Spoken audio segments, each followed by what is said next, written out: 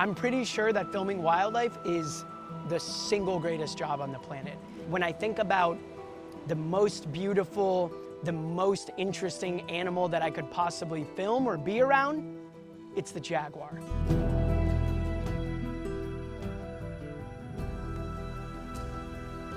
So even though being around jaguars and trying to film them sounds glorious and is nothing short of extraordinary within its own right, it's probably the hardest thing I could ever imagine doing as a filmmaker. You're trying to take all of your equipment that you need to film and live with over several weeks through intense conditions.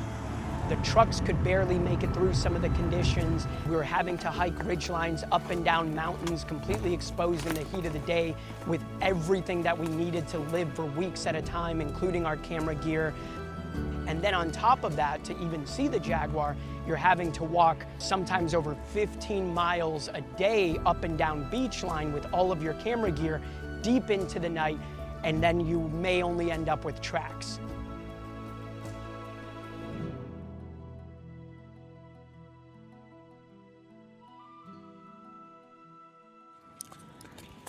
So that's the olive Ridley sea turtle that a jaguar killed last night, and there's 3 tracks leading back to this area. So we're gonna put 2 camera traps here. It's Christmas Eve. That would be a Christmas miracle. We use camera traps, which allows us to kind of like have an insight into the more intimate areas of their lives when we weren't able to be around. But then once you have an idea of where they're moving, then you have to just be out there, and there's no replacing waiting for them sometimes up to 12 or 16 hours straight on a remote beach. All of the technology that we have are super sensitive low light cameras, but because we have these beautiful, small, compact, lightweight Sony cameras, we can literally see at night. So we really have been relying on the power of the moon in order to give us a little bit of kick light. In the thousands of hours and 2 years of trying to film them, I've probably spent around 4 hours or less actually in front of a jaguar.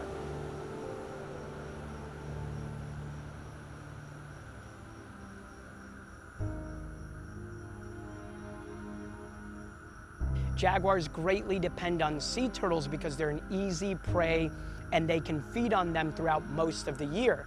And when sea turtles aggregate their nesting period, that just means that jaguars have a lot of food to choose from. The Adibada is finally happening.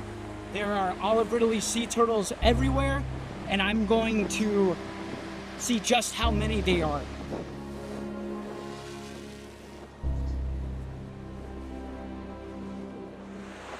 The Adibada is one of the most important things on the planet. And these turtles survived with the dinosaurs. They were around over 100 million years ago. That's why they started doing this, is to overwhelm predators. Think of a place with so many predators that turtles had to overwhelm themselves to give not only themselves, but their hatchlings a fighting chance. This behavior, I cannot think of anything else that's more of an honest interpretation of what nature should look like and can look like. Nature, you're orgasmic, you're everything. I couldn't imagine a greater love than you. I love you more than anything, nature. I love you, turtles, because you, honestly, between us, you feed everything around here. So thank you, turtles, from the jaguars.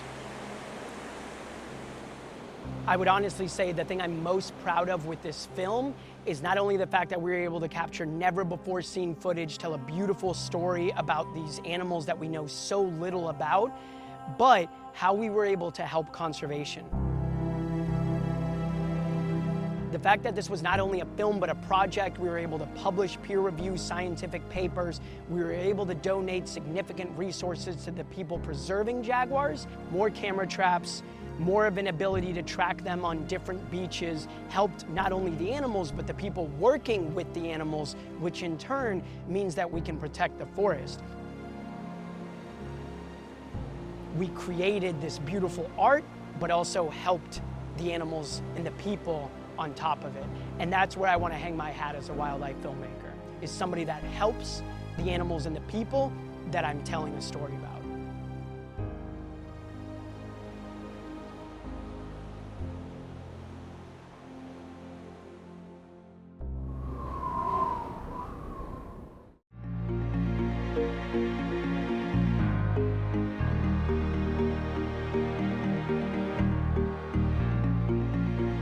you.